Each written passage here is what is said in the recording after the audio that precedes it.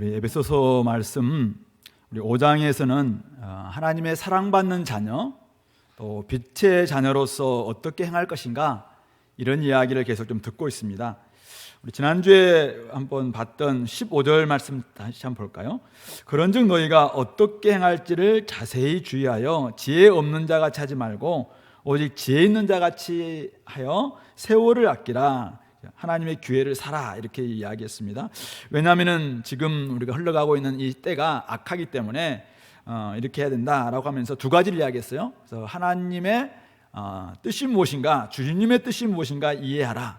어리석은 사람들처럼 그냥 이때에 그냥 같이 흘러가는 사람들이 아니라 주님이 우리를 향하여서 가지고 있는 뜻이 무엇인가, 이것을 잘 이해해야 된다라는 이야기를 했고, 또 세상 사람들처럼 술 취해서 방탕의 삶을 사는 것이 아니라 오직 성령으로 충만함을 받을 것을 말씀을 드렸습니다. 그래서 이제 주의 뜻이 무엇인지를 분별하는 것이 삶의 방향이라면은 또 그 삶을 살아낼 수 있는 힘이 성령의 충만함이다, 이런 이야기를 했습니다.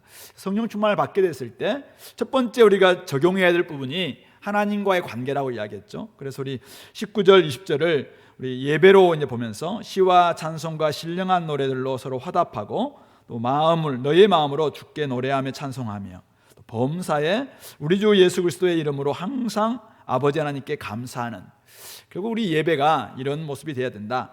그래서 우리 함께 모여서 예배할 뿐만 아니라 삶의 예배 가운데서도 또 늘 정말 신령한 노래를 부르면서 화답하고, 또 주님을 찬양하고, 또 하나님께 감사하는 이런 삶을 살아야 된다. 결국 새로운 피조물들은, 하나님의 자녀들은 이 땅에서 예배가 회복되지 않으면은 결국 우리가 어떻게 살아내야 될지 사실은 그 방향도 잘 모르고, 결국은 이 중심이 안 잡히면은 다른 모든 것들의 시간을 빼앗길 수밖에 없습니다. 그래서 하나님과의 관계가 늘 회복되는 것, 이것을 가장 우선순위에 줄 것을 이야기하고 있습니다. 그리고 이제 성령 충만함을 받고 난 다음에 두 번째 관계가 결국은 오늘 21절부터 6장 9절까지 이야기하고 있는 피차 복종하는 인간관계를 이야기하고 있습니다. 결국 그리스도를 경외함으로 피차 복종하는 이 관계가 될 때 그 안에 남편과 아내의 관계, 또 부모와 자녀의 관계, 상전과 종의 관계도 결국은 회복될 수 있다. 결국 그리스도를 경외하는 사람들, 그리스도를 믿고 이제는 새롭게 태어난 빛의 자녀들, 그리고 하나님의 사랑받는 자녀들이 결국 우리가 온전히 이 안에서 피차 복종하는 모습이 될 때, 그 속에서 하나님 나라가 임하게 되고 하나님의 새로운 사회, 하나님이 좀 기뻐하시는 그런 모습을 우리가 보일 수 있게 된다라는 이야기를 하고 있는 것입니다. 우리 성도들은 성령의 인치심을 받았고, 또 날마다 성령 충만함으로 그리스도를 경외하는 사람들입니다. 이 말은 내 자신의 원래 자기중심적인 우리 죄악된 본성이 십자가에 못 박힌 사람들이죠. 그래서 우리는 결국 내가 그리스도를 믿음으로 말미암아 나는 죽고 이제는 그리스도가 사는 사람들입니다. 그래서 그리스도를 경외한다는 말은 결국 그리스도를 삶의 중심에 모시고, 이제는 내 중심이 아니라 그리스도 중심이니까 나의 기쁨이 아니라 다른 사람의 기쁨을 추구하는 삶을 살겠죠. 그러니까 피차 복종할 수 있는 것입니다. 남편과 아내의 이야기를 오늘 좀 이제 오늘 주제인데요. 남편과 아내가 어떻게 할 것인가? 아내는 복종하고 남편을 사랑하라, 이제 이 말씀을 할 거예요. 근데 전제가 뭐냐면은, 전제가 오늘 21절입니다. 그리스도를 경외함으로 피차 복종하라. 이 전제 아래서 아내는 남편에게 복종하는 것이고, 남편은 아내를 사랑하는 것입니다. 그러니까 그리스도를 경외하지 않는 사람들에게 이 말씀을 주신 게 아니에요. 사실 그리스도를 경외하지도 않는 사람들이 어떻게 남편에게 복종하라 이 말씀을 들을 수 있겠습니까? 어떻게 자기도 없이 자기를 버리면서 아내를 사랑하라 이런 말씀 실천할 수가 없습니다. 아무리 그것은 좋은 말이다 라는 정도로 하겠죠. 좀 신기한 메시지네, 신기한 교훈이네, 이렇게 해도 이 말씀 어떻게 그리스도를 경외도 하지 않고 그리스도로 말미암아 내가 죽지 않은 사람이 어떻게 이 말씀을 실천할 수 있겠습니까? 이 말은 다른 말로 그리스도를 경외하는 저와 여러분들은 이 말씀을 순종해야 된다, 이 말입니다. 오늘 10월 31일 교회 안에서는 종교개혁주일입니다. 종교개혁일입니다. 마르틴 루터가 507년 전인가요? 네, 그때 어쨌든 95개 조의 반박문을 비텐베르크 성당 대학 문에 딱 붙였던 그날이 바로 이제 오늘 10월 31일이죠. 그로 말미암아 종교개혁이 시작되었고 개신교가 시작되었습니다. 이후로 계속해서 개혁교회는 계속해서 개혁되어야 된다 이렇게 이야기를 하면서 끊임없이 우리가 1년에 한 번 또 이 주간을 지내면서 또 종교개혁에 대한 정신을 되살리기는 합니다. 우리 교회가 특별히 지키진 않습니다만은 오늘 이 말씀을 통해서 제가 한번 생각해 봤어요. 우리 교회가 새롭게 되기 위해서, 또 우리 기독교가 새롭게 되기 위해서, 우리 가정이 새롭게 되기 위해서, 이 나라가 새롭게 되기 위해서는 어떻게 할 수 있을 것인가? 좋은 제도를 만들면 될까요? 구조를 좀 바꾸면 되겠습니까? 좋은 정책, 좋은 대통령이 나와서 좋은 정책을 만들어내면 좋은 사회가 되고 좋은 가정이 될 수 있겠습니까? 우리 성경 어디를 봐도 사실은 그렇게 되지 않는다는 것을 알고 있습니다. 사람이 바뀌지 않는데, 사람의 심령이 바뀌지 않는데 거기 좋은 것들 갖다 놔봐도 다 자기 그냥 자기 욕심에 그냥 충만하게 자기 욕심 덩어리인 자기 때문에 결국은 이 좋은 제도도 다 엉망진창이 되는 모습을 수천 년의 교회 역사에서 또 이 시대 속에서 우리가 보고 있지 않습니까? 그러므로 오늘 교회 개혁은, 사회 개혁은, 또 가정 개혁은, 또 우리 교회가 새롭게 되는 것은 심령이 새롭게 된 사람들이 말씀으로 살아가는, 말씀에 순종할 때 거기서부터 출발되는 것입니다. 오늘 바울이 우리 4장에서 이야기했던 게 바로 그것입니다. 너희는 심령이 새롭게 됨으로 말미암아 새 사람을 입은 사람들 아니냐 이죠. 새로운 사람, 새롭게 변화된 저와 여러분들이 오늘 가정에서 진짜 새로운 관계가 되기 위해서는 어떻게 할 것인가? 그리스도를 경외함으로 피차 복종해라. 그러면은 그 안에서 온전한 가정이 회복될 수 있다. 그런 가정이 회복될 때 사실은 교회도 회복될 수 있는 것이죠. 왜냐하면 그렇게 심령이 변화된 사람들이 하나님 말씀에 순종하기 때문에 가능하다는 말씀입니다. 그러므로 오늘 성령 충만함을 받고 주의 뜻이 무엇인지를 분별하고 성령 충만함을 받는 이 두 가지를 가지고 오늘 다시 한번 우리 가정에 적용시켜 본다면 오늘 내가 남편으로서 아내로서 어떻게 우리 가정을 좀 새롭게 만들 수 있을까? 원리는 좀 분명한 것 같습니다. 그리스도를 경외함으로 피차 경외하라. 내가 일단 그리스도를 경외하고 있는가? 여기부터 점검해 봐야 됩니다. 그리고 한 사람만 복종하는 게 아니에요. 한 사람만 복종하는 게 아니라 피차입니다. 서로 복종하는 것입니다. 일단 그리스도께 복종하기 때문에 우리는 그리스도가 우리 가운데 들어오면은 나는 나 중심주의가 아니라 다른 사람 중심주의로 바뀌는 것이라고 이야기했어요. 그리스도인을 한마디로 이야기하면은 나의 유익 위해서 사는 사람들이 아니라 다른 사람 유익을 위해서 사는 사람을 그리스도인이라고 이야기합니다. 그러니까 나를 위해서 사는 사람이 너를 위해서 사는 사람으로 바뀌는 사람을 그리스도인이다 이렇게 이야기합니다. 그리스도인이 되기 때문에 우리는 그리스도를 피차 경외함으로 당연히 피차 복종하는 그런 모습이 될 수 있다는 것입니다. 우리 교회에 오셔서 여러분들이 그동안 20년 동안, 또 어떤 사람들은 10년 동안, 어떤 사람은 5년 동안, 또 우리 교회는 1년 정도만 교회 다녀도 제자반 때 또 LTC 때 늘 남편의 역할, 아내의 역할, 또 에베소의 강의를 들으면서 우리가 어떻게 사는 게 남편의 역할인가, 아내의 역할인가 다 좀 배우고 들어왔습니다. 자, 그렇다면 이게 좋은 가정을 이제 만들어져야 되고 가정 안에서 막 그런 모습이 나타나야 되는데 참 이게 쉽지 않잖아요. 여전히 그냥 남편에게 복종하기보다는 세상의 메시지에 들으면서 복종하고 싶지 않는 마음들이 많고, 또 아내를 위해서 자기를 철저히 죽어야 되는데 내가 죽기보다는 아내를 죽이려고 하고 막 이런 일들이 우리 많은 것이 우리의 현실 아니냐 이거죠. 그러므로 다시 한번 오늘 제가 구체적으로 이런 이야기는 많이 안 할 겁니다. 여러분들이 구체적인 부분은 여러분들이 실천해야 돼요. 오늘 중요한 원리를 다시 한번 우리가 발견하면서 이게 어떤 맥락 속에서 우리에게 주셨는가 이 말씀을 좀 생각해 보시면서, 첫 번째, 아내들이여 남편에게 복종하라. 이 메시지, 동일한 메시지 전할 겁니다. 이 메시지 한번 잘 듣고 오늘 아내된 여러분 남편에게 한번 복종하는 그런 시간이 됐으면 좋겠고, 우리 대학생들 저희들 어떻게 한 말입니까? 그런 눈치들 앞으로 우리 아내가 되실 분들 잘 들으시고 나는 어떻게 나중에 남편에게 복종할 것인가, 이것을 배울 수 있기를 바랍니다. 두 번째는 오늘 남편된 여러분, 정말 아내를 사랑한다는 것이 무엇인가? 오늘 그리스도가 교회를 위해서 사랑하는 이런 모습들을 잘 우리가 그동안 수없이 들어왔지만은 다시 한번 이것을 공부하시고 또 깨달으시고, 정말 아내를 위해서 내가 제대로 사랑할 수 있고 있는가, 사랑하고 있는가, 이거 점검하시고 또 아내를 사랑할 수 있는 기회가 됐으면 좋겠고, 세 번째 한 가지만 더 이야기할 텐데요. 한 가지가 뭐냐면은 이것은 비밀입니다. 이 놀라운 비밀, 이 신비적 연합은 그리스도와 교회의 관계처럼 남편과 아내의 역할을 이렇게 지금 하나님께 주신 이것은, 오늘 본문에 보면은 이것이 이 비밀이 크도다라고 이야기합니다. 이 비밀이라고 이야기하면서 이것은 놀라운 하나님의 계획입니다. 계획. 이 계획 앞에 우리가 정말 온전히 순종할 수 있는 그런 우리 모든 남편들과 아내, 그리고 우리 형제들, 자매들 될 수 있기를 간절히 바랍니다. 자, 먼저 이제 첫 번째 아내들에게 주시는 권면입니다. 자, 우리 22절이죠. 아내들이여 자기 남편에게 복종하기를 주께 하듯 하라.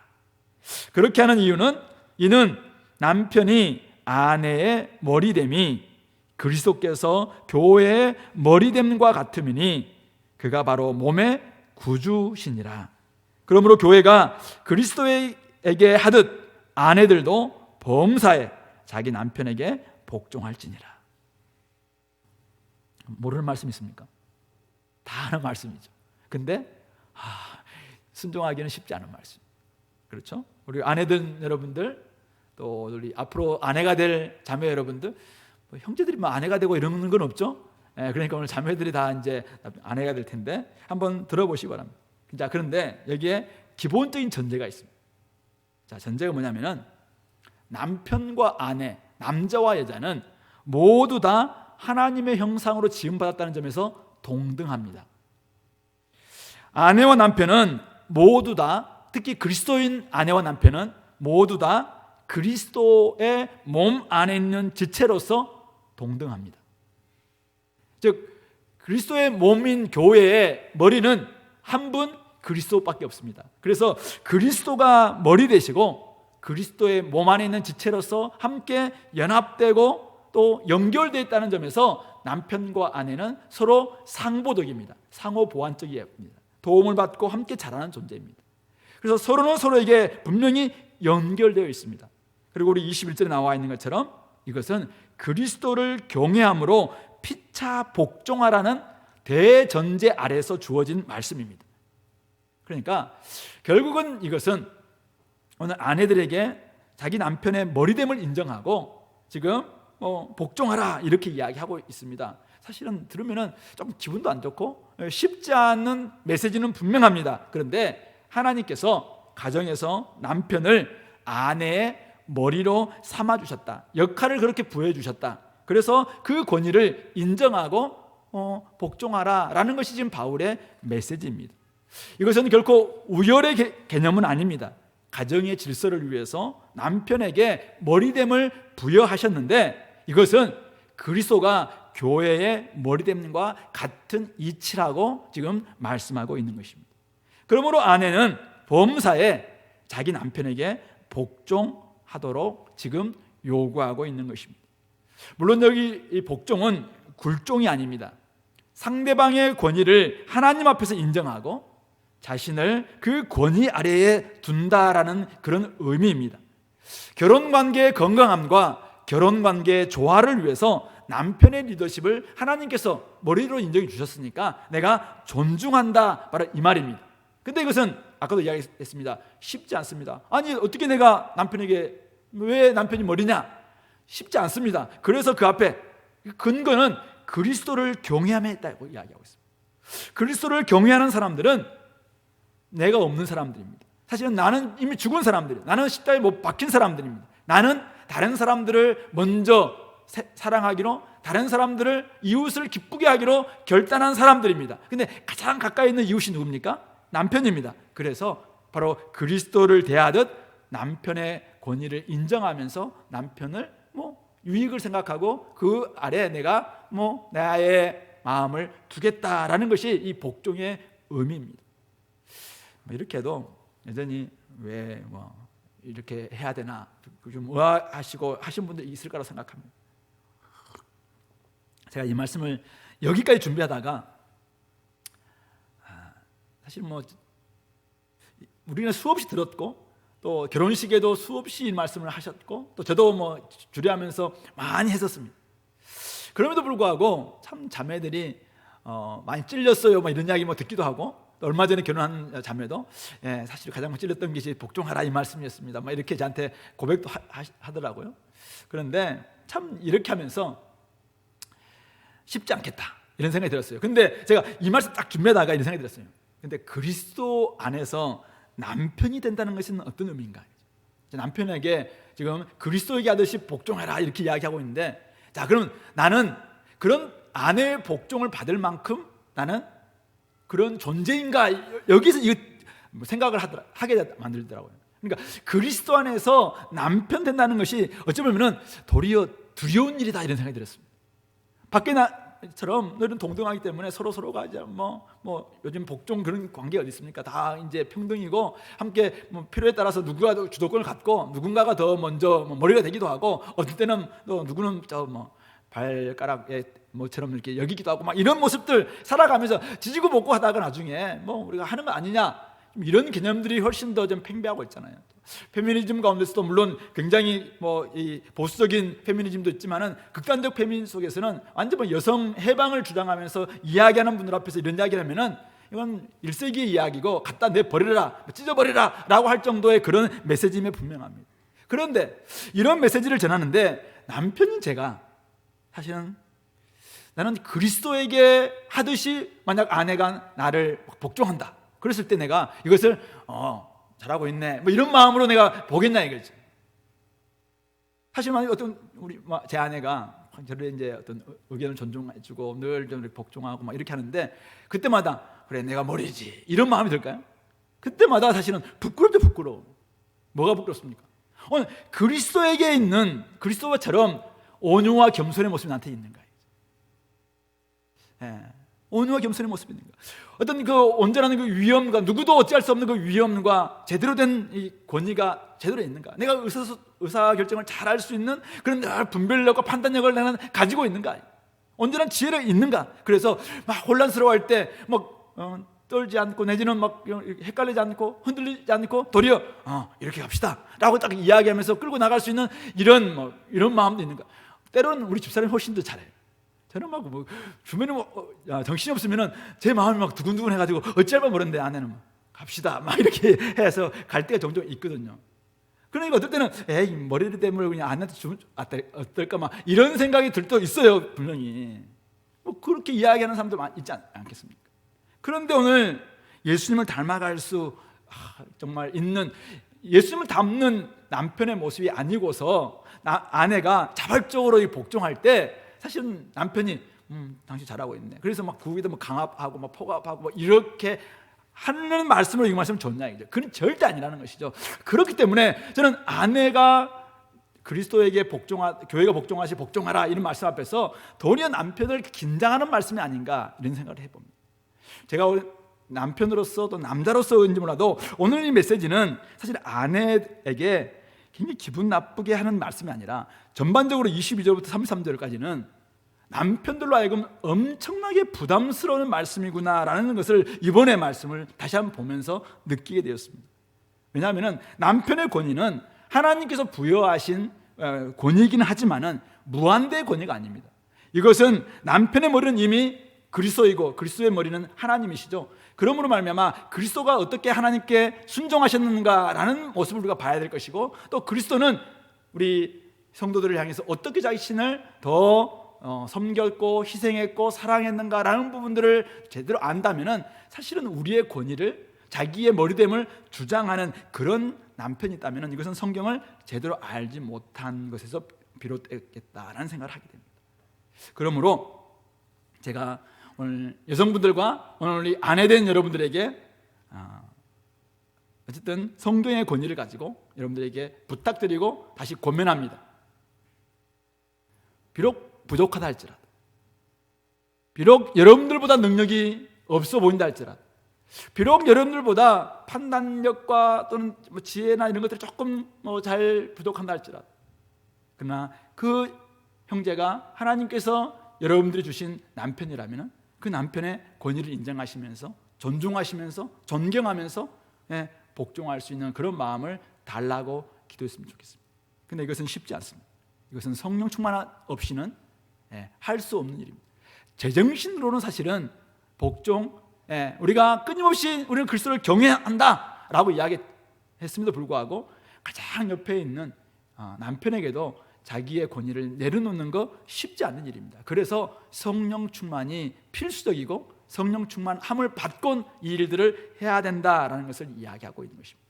또 하나, 이 말씀은 여전히 오늘날에도 적실한가 우리 질문할 수 있습니다. 많은 사람들이 이것은 1세기 때 바울 시대 때 그 시대 속에서만 해당되는 말씀이고 오늘에 맞는 말씀이 있다라고 이야기를 합니다. 그래서 이것은 새롭게 재해석되어야 될 것이고 이것은 말씀 그대로 순종하는 것은 아니다라고 이야기합니다. 그러나 어디를 봐도 제가 보기에는 그렇지 않는 것 같습니다. 이것은 분명한 오늘날도 여전히 적실한 말씀입니다. 왜냐하면 남편과 아내의 관계는 창조 질서이기 때문에 그렇습니다.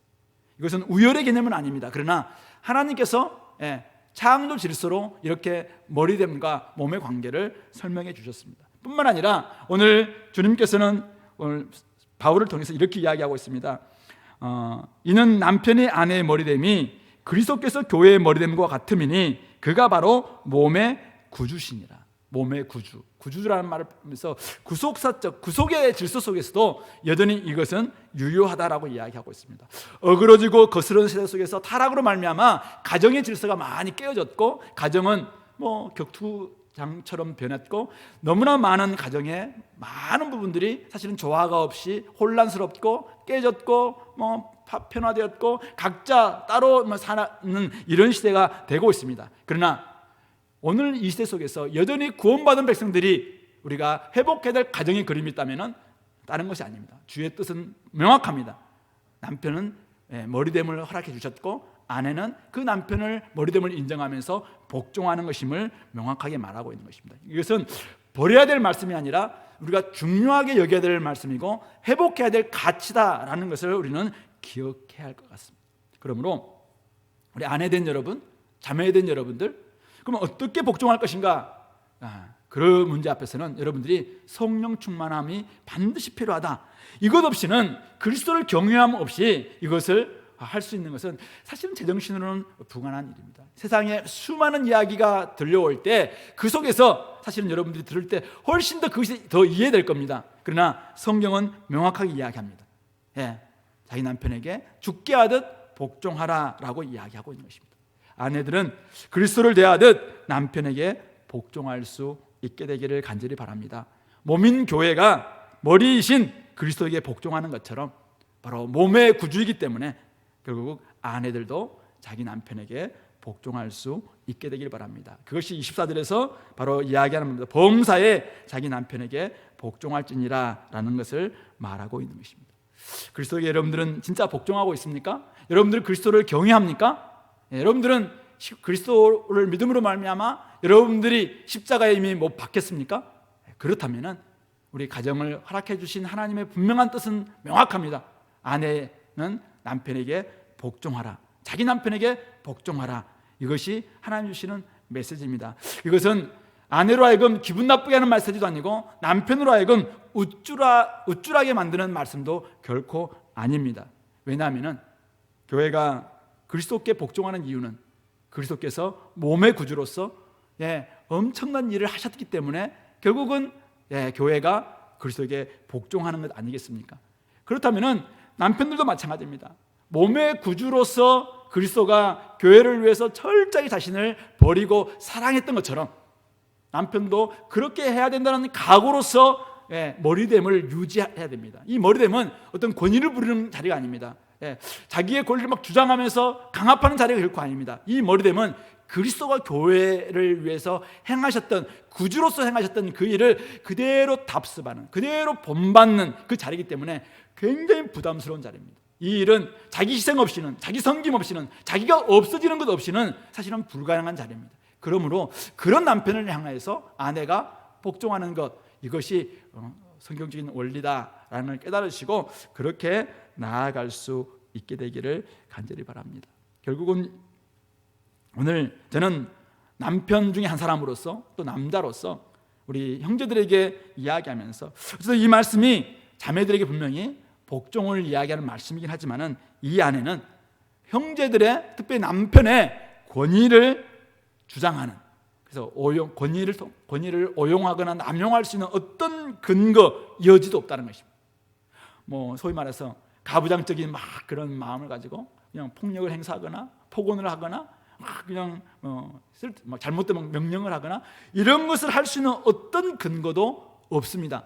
그렇게 없는 가운데 있는 그 남편을 향해서 아내들로 하여금 복종하라 이렇게 이야기하고 있다는 사실을 기억하시고, 어쨌든 남편의 이야기는 좀 가서 하겠습니다. 그러니까 남편들 너무 여러분들을 걱정하지 마시고, 아내된 여러분, 자매된 여러분, 여러분들이 해야 될 일이 뭘까? 그것은 복종이구나. 나를 쳐서 복종시키는 것이고, 나를 십자가에 못 박듯이 이 남편을 위해서도 정말 내가 좀 복종하는 것이구나. 이것을 잘 깨닫고, 이것을 위해서는 성령 충만이 필요하고, 내가 어떻게 하면 성령 충만할까? 하나님 주신 말씀이 이 시대의 메시지와 맞지 않고 사람들의 말과도 맞지도 않고 내 속에 있는 성향과도 맞지 않은데 어떻게 할 것인가?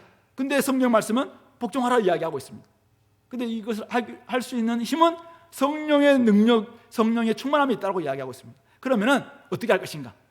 내가 새 사람을 입은 사람 아니겠습니까? 그러므로 성령 충만할 수 있도록 여러분들 애를 쓰시고 복종할 수 있는 데까지 나아갈 수 있기를 바랍니다.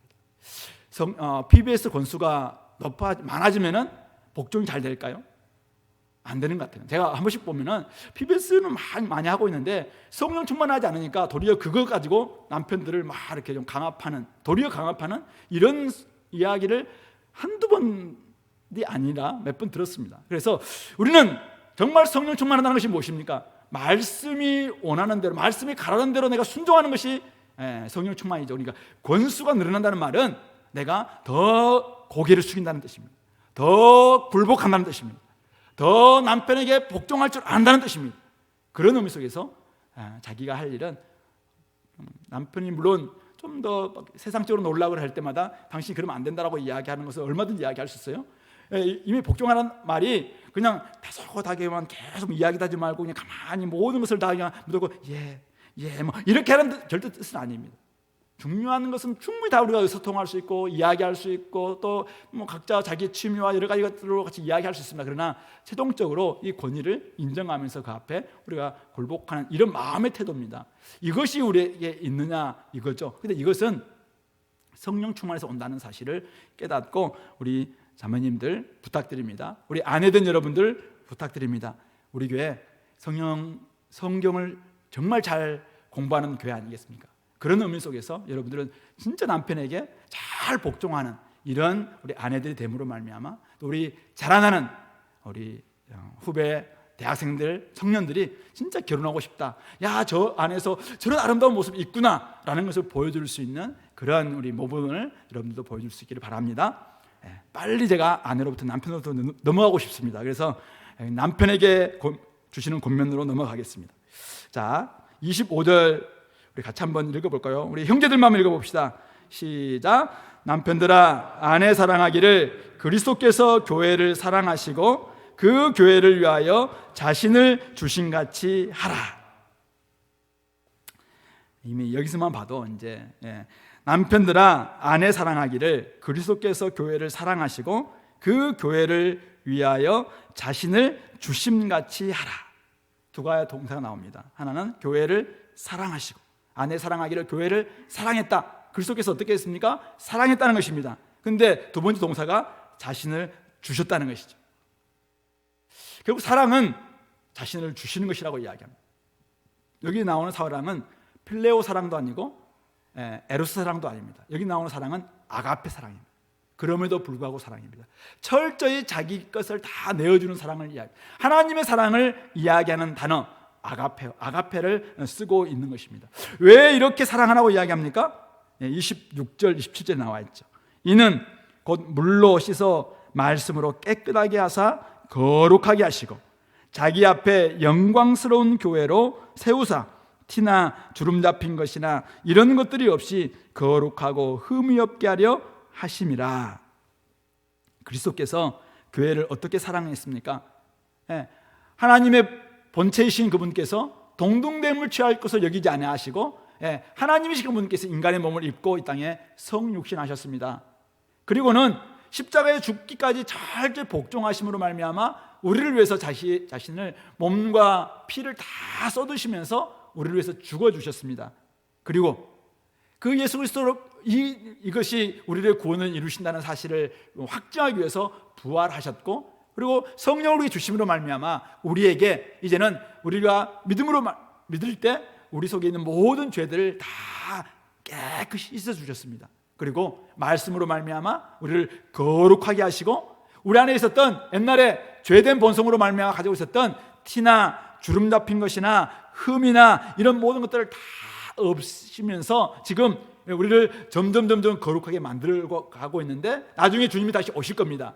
신랑으로 오십니다. 그때 정말 순전한 신부, 깨끗한 신부, 영광스러운 신부가 될 수 있도록, 영광스러운 교회가 될 수 있도록 주님 앞에 제대로 세우기 위해서 이렇게 해주신다는 것을 이야기하고 있습니다. 그것이 바로 주님께서 우리를 위해서 보이신 사랑이고 자기를 내어주심이고 몸의 구주이신 그리스도가 행하고 있는 그 일입니다.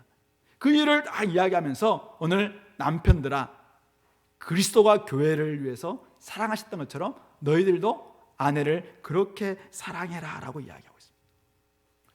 결혼을 앞둔 혹시 신랑 신부가 혹시 이 자리에 있습니까? 이전 우리 생각해 봅시다.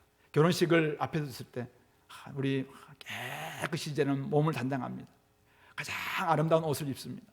그리고 최고의 그다음에 마사지를 받고 화장을 다 가고 너무 아름다운 모습으로 이제는 신랑을 딱 맞이하기 위해서 나아가는 이런 모습입니다. 그것을 바로 오늘 주님께서 자기의 교회를 위해서, 이 신부인 교회를 위해서 행하시는 모습이라고 이야기하고 있습니다. 우리 인간은 끊임없이 아무리 화장품으로 이게 감춘다 하더라도 이 안에 있는 티나 주름 잡힌 것이나 흠이나 이런 것들이 사실은 다 그대로 있는 것 아니겠습니까? 그러나 우리 주님께서는 우리 속에 있었던 온갖 죄된 본성에서 나오는 온갖 더러운 점과 티와 주름 잡힌 것들을 다 이제는 제하여 버리시고, 나중에 주님 다시 오셨을 때 영광스러운 교회로 주님 앞에 딱 설 수 있도록. 그래서 주님 오시면은 신랑으로 오시는 거예요. 그때 우리가 주님 맞을 때는 오셨군요 라고 이야기할 때 주님은 우리를 바라보면서 너무나 아름답고 영광스러운 신부로 바라보는 거예요. 그러면서 그 안에서 진짜 우리를 새롭게 하시고 이제는 영원토록 함께 복락을 누릴 수 있는 그런 모습을 그리고 있는 것이 우리 요한계시록 19장과 21장에 나와 있는 그 그림 아니겠습니까? 바로 그것을 위해서 우리 신랑이신 우리 그리스도가 교회를 위해서 자기를 내어주셨고 사랑하고 있는 것입니다. 우리 형제 여러분, 남편된 여러분, 어떻게 아내를 사랑해야 됩니까? 오늘 자기를 내어주는 사랑입니다. 자기를 희생하는 사랑입니다. 자기를 죽이는 사랑입니다. 자기가 없어지는 사랑입니다. 아내가 구원받아서 깨끗해질 수 있도록 여러분들이 얼마나 노력하고 있습니까? 아내가 진짜 하나님을 제대로 만나서 속에 있던 죄의 문제 다 해결할 수 있도록 온전히 만날 수 있도록 배려해주고 있습니까? 그런 사랑을 베풀어야 합니다. 말씀으로 아내에게 의의 옷을 입히고 거룩해질 수 있도록 끊임없이 우리는 배려해 줄 수 있어야 됩니다. 세상 어디에서 찾아볼 수 없는 영광스러운 그 빛나는 아내의 모습이 될 수 있도록 우리가 대우해 주어야 합니다.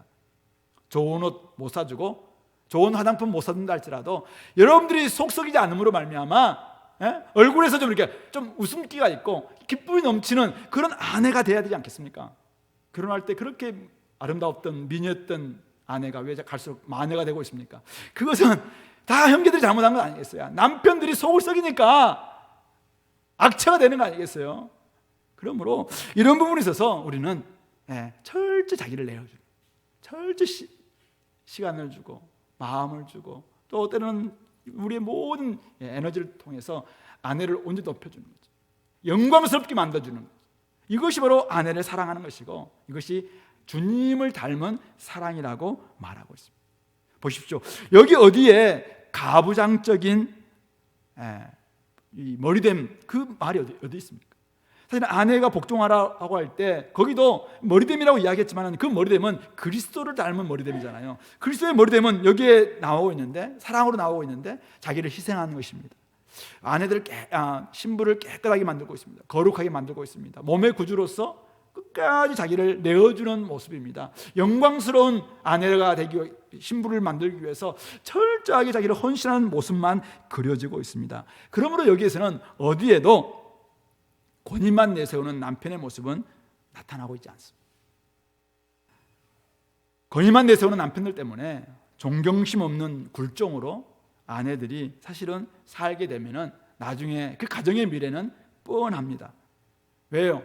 형제들은 갈수록 힘이 약해지고 아내들은 점점 힘이 세지기 때문에 남는 것은 뭡니까? 역전의 모습이죠. 그래서 찬밥 신세가 되기도 하고 삼식이니 이런 종가나 새끼니 이런 말들이 나오는 이유가 그런 사실 우픈 이야기인데 그런 이야기 나오는 이유가 바로 거기 있지 않겠습니까? 그러므로 그리스도를 경외함으로 피차 복종하는 모습, 이런 가운데 아내는 자기의 권위를 내세우기보다는 복종하는 것입니다. 남편은 자기의 머리됨을 내세우기보다는 아내를 철저히 사랑하는 것입니다. 이것이 피차 복종하는 서로의 모습인 것입니다. 그러므로 우리 형제들, 남편의 머리됨과 교회와 그리스도의 관계를 공부해야 됩니다.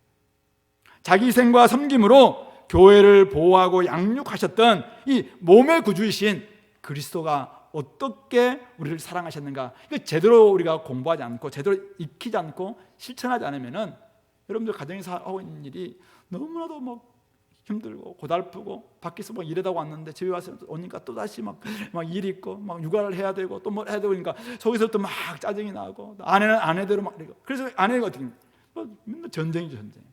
이런 모습을 주님께서 기대하시면서 복종하라, 서로 사랑하라 이렇게 했을까요? 전혀 아니죠.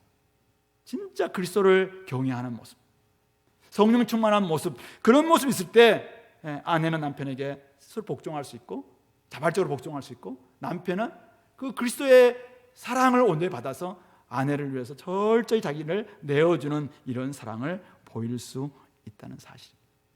저는 목사로서 우리 교회가 어떻게 좀 좋은 교회가 될 수 있을까? 좋은 분위기의 교회가 될 수 있을까? 이렇게 늘 좀 기도하다가 오늘 이 말씀 생각하면서 이런 생각이 들었습니다.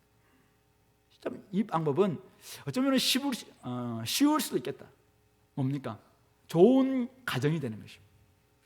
우리 부부가 좋은 가정이 되는 거예요. 진짜 남편을 위해서 자기를 내어줄 줄 알고 이렇게 복종할 줄 아는 그냥 그 아내가 있고, 근데 그런 모습을 바라보면서 막 권위를 주장하는 남편이 아니라 철저히 자기를 시간을 내어주고 마음을 내어주고 에너지를 내어주면서 희생하는 그리스도를 닮은 남편이 있어요.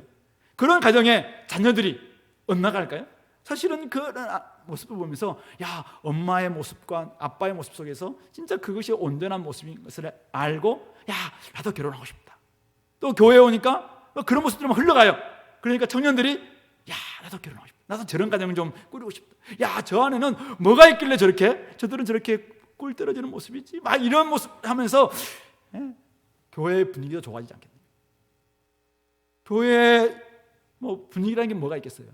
진짜 서로가 서로를 향해서 마음이 막 가고, 서로 잘 섬기려고 하고, 서로 사랑을 내어주려고 하고, 이런 모습이 가정에서 일어나니까 자연스럽게 흘러넘치는 거 아니겠습니까? 세상이 지금 10가정 결혼하면은 좀 30에서 30% 50%가 지금 이혼하는 이런 시대에 지금 되고 있지 않습니까? 이럴 때 우리 그리스도의 가정이 성령 충만함으로 피차 경외하는, 피차 복종하는 이런 모습으로 아내가 남편을 위해서 온전히 복종하고, 또 남편은 아내를 위해서 자기를 철저히 내어주는 이런 사랑을 보이는 가정이 될 때, 이 은혜 넘치는 가정이 될 때, 사랑 넘치는 가정이 될 때, 저는 세상에도 결혼은 미친 짓이다 라고 이야기하면서 사실은 교련을 회피하는 이런 분위기가 저는 좀 바뀌지 않겠나 생각을 해봅니다. 우리 안에서 진정으로 이거는 복종하라는 말 자체가 너무 사실은 사람들에게 좀 거슬리는 메시지잖아요. 그런데 이걸 통해서 진짜 행복을 맛보게 되고 그 안에서 아름다운 가정이 만들어진다면은 사실은 저렇게 보고 싶다라고 이야기하는 사람들이 저는 많아질 거라고 생각해요. 그래서 그런 것을 주님께서 기대하시고 이런 메시지를 여전히 2000년이 지난 오늘에도 사실은 적실성 있는 말씀을 우리에게 주신 것이 아닌가 생각해 봅니다. 세 번째는 결국 이 결혼은 이 동일한 메시지가 있지만 이것은 비밀입니다. 하나님의 신비라는 사실입니다. 자, 28절 29절 말씀 한번 볼까요? 28절 이와 같이 남편들도 자기 아내 사랑하기를 자기 자신과 같이 할지니 자기 아내를 사랑하는 자는 자기를 사랑하는 것이다. 누구든지 언제나 자기 육체를 미워하지 않고 오직 양육하고 보호하기를 그리스도께서 교회에게 함과 같이 하나니 우리는 그 몸의 지체입니다 라고 이야기를 하고 있습니다. 무슨 말입니까? 그리스도께서 교회에게 철저히 그리스도가 교회를 양육하고 보호하신 이유가 무엇입니까? 그것은 바로 몸이기 때문에, 그분은 머리시고 우리는 몸이기 때문에, 그분의 몸이기 때문에 철저히 우리를 보호하고 양육하고 자기를 내어주고 헌신하고 이렇게 했다는 것입니다. 그러니까 남편들도 아내를 위해서 자기를 내어주는 이유가 뭐냐면은 같은 몸이니까, 같은 몸이니까 우리는 같은 그 몸의 지체이기 때문에 철저히 자기를 내어주고 그리스도와 교회를 위해서 자기를 내어주는 사랑처럼 우리도 내어주는 사랑을 한다는 것입니다. 그러니까 우리가 옆에 있는 아내를 자기야 라고 부르는데 진짜 자기라는 거예요. 자기이기 때문에 자기 자신에게 사랑하지 않는 사람이 어디 있냐? 내 육체를 막 미워하는 사람이 어디 있습니까? 자기 육체이기 때문에 사랑하는 것처럼 아내에게 사랑하는 것은 내 육체이기 때문에, 같은 육체이기 때문에 그렇다라고 이야기를 하면서 오늘 31절을 이야기하고 있습니다. 이 원리는 지금 갑자기 바울이 전해주는 메시지가 아니라는 거예요. 이 메시지는 창조 원리에서 나오는 것이다 라고 이야기하면서 창세기 2장 24절을 말씀하고 있습니다. 그러므로 사람이 부모를 떠나 그의 아내와 합하여 그 둘이 한 육체가 될지니 이 비밀이 크도다. 나는 그리스도와 교회에 대하여 말하노라. 창세기 2장 24절에서 사람이 독처하는 것이 좋지 못해서 하나님께서 이제 하와를 만드셨고, 그리고 딱 왔을 때 아담이 하와를 바라보면서 이는 내 뼈 중에 뼈요 내 살 중에 살이로다 막 사랑의 찬가를 최초의 정말 이 세레나데를 부르잖아요. 그래서 두 사람을 하나님께 딱 데려와서 결혼을 시키는데 두 사람이 부모를 떠나 아내와 합하여 둘이 한 육체가 되었다, 한 몸이 되었다라는 메시지를 하고 있습니다. 근데 그것이 오늘 바울은 뭐라고 합니까? 이 비밀이 크다고 이야기하면서 나는 그리스도와 교회에 대하여 이것을 말하고 있다고 이야기하고 있습니다. 그리스도와의 교회 관계가 우리는 앞에서 이미 봤다시피 이것은 비밀입니다. 하나님의 미스테리입니다. 하나님의 신비입니다. 왜 미스테리입니까? 왜 비밀입니까? 옛날에는 하나님이 계획하셨지만 이것이 감추어졌다는 의미에서 비밀입니다. 그러나 그리스도 안에서 이것이 다시 다 드러났습니다. 우리 앞에서 우리 1장에서 3장에서 비밀에 대한 이야기를 했습니다. 그 비밀의 내용은 무엇이었죠? 이방인과 유대인들이 원래는 원수였죠. 원수. 근데 이제는 그리스도 안에서 이방인과 유대인이 그 원수지간이었던 이들이 함께 지체가 되고 함께 상속자가 되고 함께 약속에 참여하는 사람이 되는 것, 이것이 그리스도 안에서 온전히 이루어진 한 새 사람이고 교회의 모습이라고 이야기했습니다. 이것은 하나님의 만세전부터 계획하셨던, 작정하셨던 계획입니다. 근데 그동안 감추져 있었습니다. 근데 그것이 그리스도 안에서 확 드러남으로 말미암아 이제는 더 이상 비밀이 아니라 이제는 공개된 비밀이 되었다라고 이야기하고 있습니다. 그 신비입니다, 신비. 근데 오늘 그 이야기를 남편과 아내의 이 관계도 동일하다고 이야기하면서 이 비밀이 정말 심오하고 크다라고 이야기하고 있습니다. 우리는 어떻게 그리스도와 교회가 하나 되고 있는지, 어떻게 그리스도는 교회를 위해 철저히 자기를 내어주고 교회는 그리스도께 철저히 섬김으로 말미암아 그 안에서 신비적으로 하나의 연합이 이루어졌는지 온전히 머리로는 이해가 안 됩니다. 아니 나는 예수를 믿었는데 내가 그리스도와 언제 하나가 되고 그리스도의 부활하심이 나에게 들어와서 내가 이제는 산 존재가 되어서 지금 내가 부활 생명을 누리고 있다. 머리로 아무리 이해하려고 해도 이해가 안 되죠. 사실 신비입니다. 신비. 이거는 미스테리입니다. 그런데 이것은 실제죠. 영적 실제입니다. 그래서 우리는 죽어도 죽지 않는 존재가 되었습니다. 이미 우리는 그리스도를 믿음으로 말미암아 우리는 부활에 참여하는 존재가 되었고 하나님 나라의 생명이 우리 가운데 들어와서 이제는 지금도 우리는 여전히 하나님 나라를 추구하며 살아가는 이런 것이 되었 것이죠. 이것은 하나님이 작정하신 것이었고 사실은 감추었다가 이미 드러난 놀라운 신비, 비밀입니다. 마찬가지라는 것입니다. 이 남편과 아내의 관계가 바로 그렇다는 것입니다. 그리스도와 교회의 관계처럼 때로는 어떻게 아내가 남편에게 복종하냐? 기분 나빠서는 못하겠다.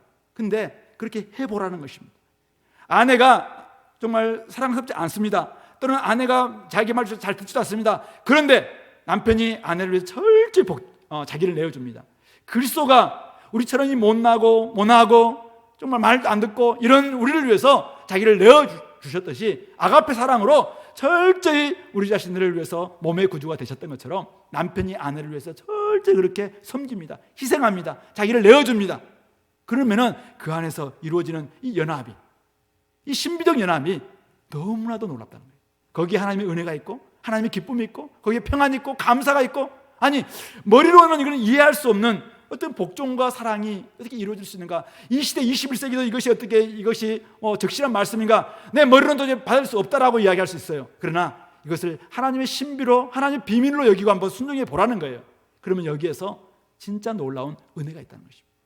여기에 하나님이 감추어 주신 놀라운 미스터리, 신비가 있다라고 이야기하고 있습니다. 그것이 영적 연합이고 육체적 연합이고 정서적 연합이고 마음과 마음이 합해지는 놀라운 연합인 것입니다. 왜 오늘날 많은 그리스도인 가정 가운데서도 깨어지고 서로 싸우고 적과의 동침처럼 그렇게 가정들이 아파합니까? 왜 그렇습니까? 사실 이 신비적 연합을 순종하지 않기 때문입니다. 아내가 남편의 권위에 온전히 좀 복종하면서 자기 것을 내어놓는 그리스도를 경외함으로 피차 복종한다는 의미 속에서 자기를 내어주는 복종이 없기 때문에 그렇습니다. 그 말은 남편이 아내를 위해서 철저히 내어주는, 우리 주님께서 내어주셨던 것처럼 그 희생과 자기 내어주는 철저히 섬기는 그 헌신적 사랑이 없기 때문에 그렇습니다.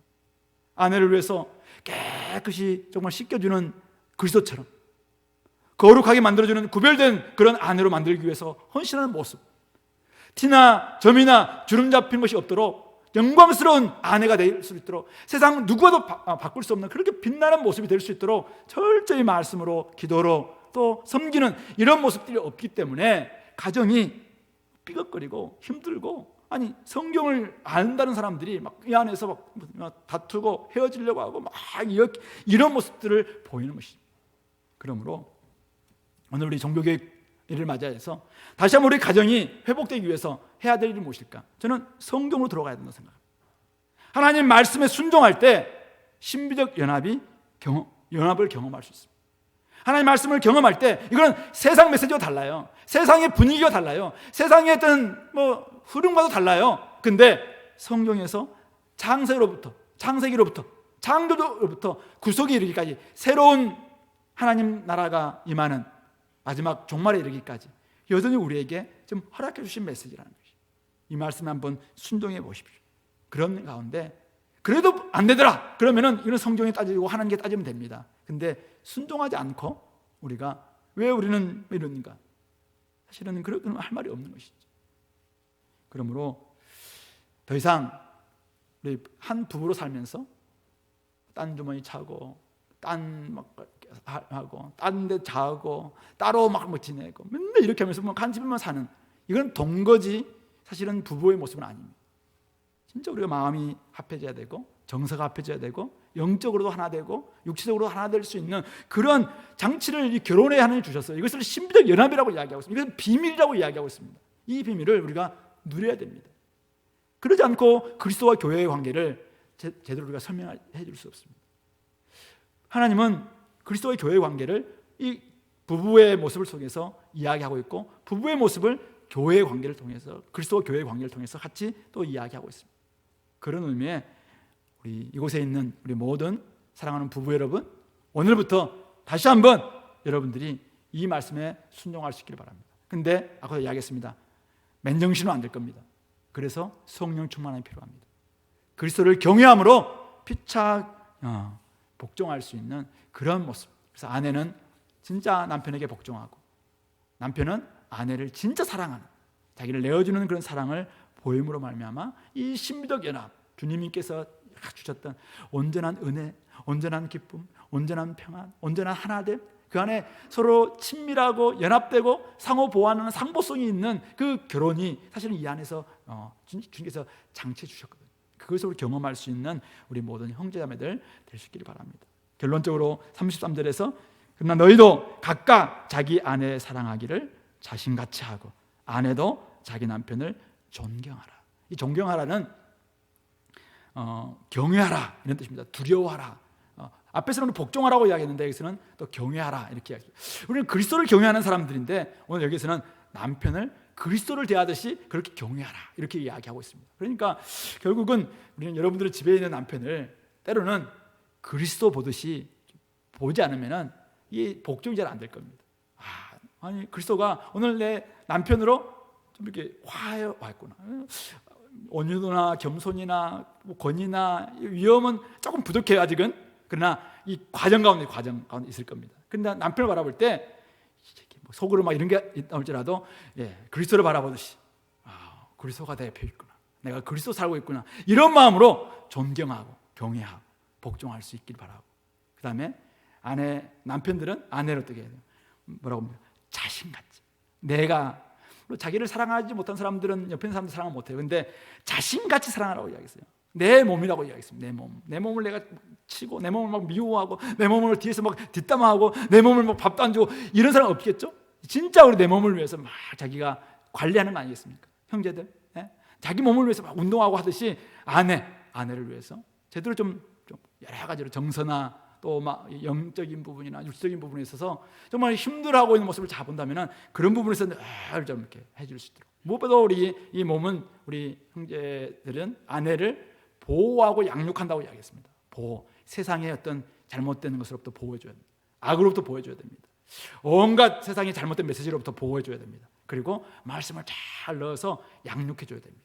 그래서 우리가 저번 수련회도 이야기했다시피 가정예배를 이야기하고, 그래서 여기서 우리 영적 제사장을 이야기하고 있는 것입니다. 우리 형제들이 진짜 가정에서 영적 제사장이 되어서 아내를 잘 이렇게 양육해 줄 때, 그럴 때 그 가정은 아름답게 아마 성장하고 또 하나님 나라가 이루어지지 않겠나 생각해 봅니다. 이곳에 있는 우리 청년, 대학생 여러분들의 꿈이 있습니까? 멋지게 막 펼쳐줄 꿈이 많죠. 내가 막 대통령이 되겠다, 장관이 되겠다, 아니면은 뭐 외교관이 되겠다. 좋은 꿈 좋습니다. 그러나 무엇보다도 좋은 가정, 그 꿈을 꾸시기 바랍니다. 좋은 남편 되는 꿈 꾸시기 바랍니다. 좋은 아내 꿈 꾸시기 바랍니다. 세상에 아무리 좋은 여러분들이 위치에 있어도 가정이 무너지면 엉망되는 것 수없이 경험했습니다. 그것은 하나님의 이치입니다. 하나님은 가장 먼저 가정을 창조했습니다. 그러므로 가정이 무너지면 나라도 무너질 수 있습니다. 그러므로 여러분들은 좋은 가정을 만들기 위해서 좋은 남편 되시기 바랍니다. 좋은 아내 되시기 바랍니다. 그것을 위해서 여러분들 주의 뜻이 무엇인지 이해하시고 성령 충만하십시오. 무엇보다도 그리스도를 경외하십시오. 그리스도를 경외하지 않고서 다른 사람들에게 결코 내 자신을 내어주는 이런 삶은 불가능합니다. 철저히 우리는 십자가에 우리 자신을 못 박고 나의 유익이 아니라 다른 사람의 유익을 위해서 사는 그런 존재가 되었다라는 사실을 깨닫고, 남편으로서 아내로서, 이제 예비 남편으로서 예비 아내로서 우리가 잘 준비하는 우리 형제자매들 대해서 좀 아름다운 가정 이야기가 많이 좀 드러났으면 좋겠고, 그 결과 우리 주은혜 교회가 진짜 아름다운 하나님의 복된 그런 교회가 될 수 있도록 나아갈 수 있기를 말씀으로 권면합니다. 같이 기도합시다. 하나님 아버지, 오늘 제가 주님을 경외함으로 피차 복종할 수 있는 저희들 되기를 원합니다. 아내의 모습은 남편에게 복종하는 것이고, 남편은 아내를 주님처럼 사랑하는 것이라고 이야기했는데, 참 어느 것이 더 쉬운가, 어느 것이 더 어려운가 논쟁하기보다 하나님 아버지, 나에게 맡겨진 이 의무, 나에게 맡겨진 이 분깃 온전히 내가 잘 감당함으로 아름다운 가정을 만들고 또 아름다운 교회를 만들어가고 또 그런 모습을 흘려보낼 수 있는 우리가 되게 달라고 결단하고 같이 한번 기도하도록 합시다. 기도하겠습니다.